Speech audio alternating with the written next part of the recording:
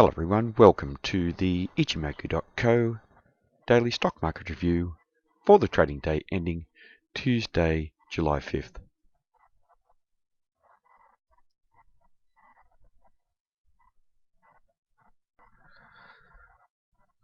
Firstly, I'd like to welcome everyone back from the 4th of July holiday weekend. I hope everyone had a decent rest after a very exciting and volatile last week and a half or so, with the market obviously selling off from above that 2100 level in a very strong manner, testing down to the round number 2000 and then rallying to basically end up trading at the end of the week where we had begun that sell-off from. So a very good answer from the buyers for the last week, so trading especially into that last week, the end of the week.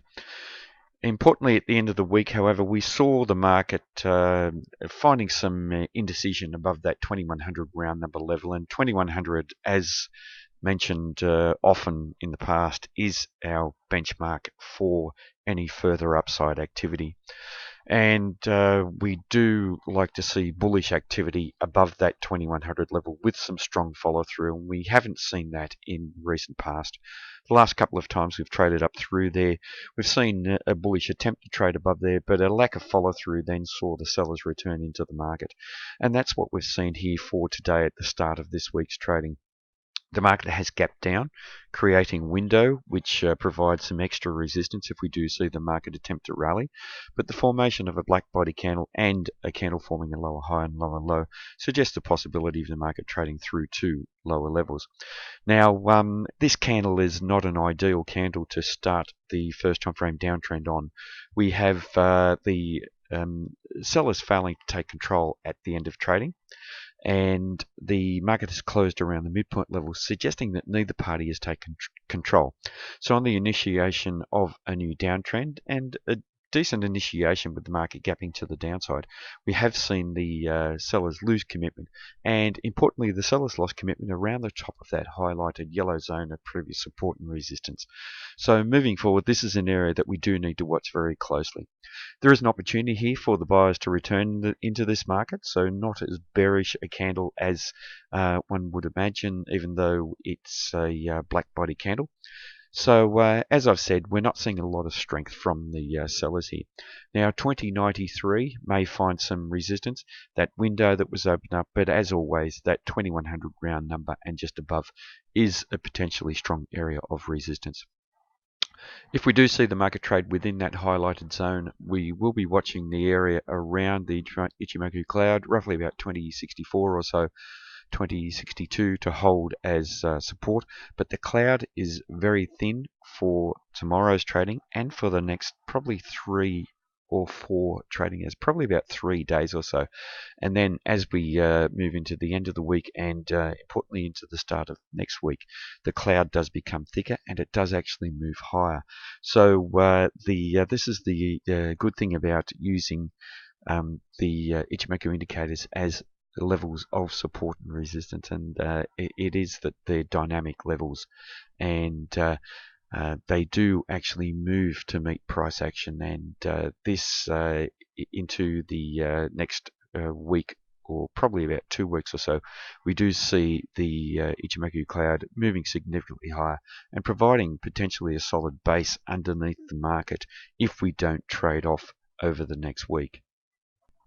Now in terms of Ichimoku, still a bull market in all 3 time frames, the market trading above the Kijun-sen, Tenkan-sen and the Ichimoku cloud. But if we look across at the Chiká span, it's no longer supporting the bullishness. It has moved within the price action, suggesting that strong momentum that we saw to the upside is no longer in the market. And obviously with the candle forming a lower high and lower low, that does support what we're seeing with the Chiká span. Also, one thing to watch here is that the Kijun-sen has continued to point flat, and price action tends to be attracted back towards flat Kijun-sen. And here we had the market trading down below the Kijun-sen, looking a little overextended, mean reverting and then just stretching through there, and like a rubber band, it does suggest now that we could see a continuation of this trend back towards this Kijun-sen, with the market attempting to find some equilibrium in the medium-term time frame. Similar for the short-term time frame with the Tenkan-sen, but this idea of the market mean reverting tends to hold truer for the medium-term and the longer-term time frame, with the especially with the Kijun-sen indicator. Moving through to the bands, and firstly looking at the weekly chart, and here we saw for the close of the last week, the market trading outside of the upper band, and suggesting that we have potentially the start of some strong bullish activity, but at the moment we're not seeing any strong follow through to confirm. So we have in the past seen the market break out through to the upside, but a lack of follow through hasn't seen further development of the trend to the upside. At the moment, we are seeing some resistance for this new candle, for the new weekly candle, finding resistance at the upper band, and that could be significant. If we don't see that strong follow through over the next week and the market take out some of these swing highs, then we may not see strong development of the trend to the upside. If we do see continued price rejection from that upper band, we should be watching the middle of the bands around 2058 to hold the support on the weekly charts. But just looking at the daily chart with the bands, and this does certainly put that the end of last week into perspective.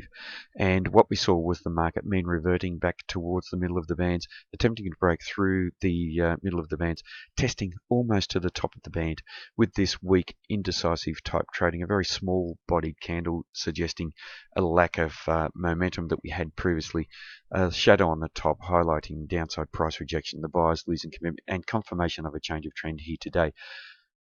For today's candle, however, we have seen support coming in around the middle of the band, so the market has found equilibrium, and the bands are pointing sideways here, suggesting that the market is rather neutral on these daily charts.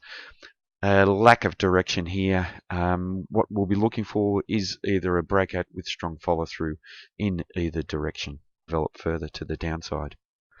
Next to our market breadth, the cumulative advanced decline line, and still well above our 50-day moving average benchmark. It has rolled over, as we'd expect when we see initiation of a new trend. So it suggests that market breadth is not as strong as it was previously, but certainly not flashing any very strong warning signals at the moment. We are still above the bands here, and we will continue to monitor that 50-day moving average on the cumulative advanced decline line. Next to our market sentiment indicators, and firstly the VIX indicator, and the VIX is continuing to trade down below that long-term average, so suggesting that there isn't any great fear in the market at the moment. We have, however, seen the VIX tick up, and it is suggesting that with the downtrend in the first term time frame being established on the S&P, that there is perhaps some slight fear starting to enter the market. If we look at the position against the moving average here, just still down below that shorter term moving average, but just looking overextended. The bands here on the VIX are quite wide, and it is suggesting that we could see an attempt to mean revert with the VIX, which is quite normal for that to happen.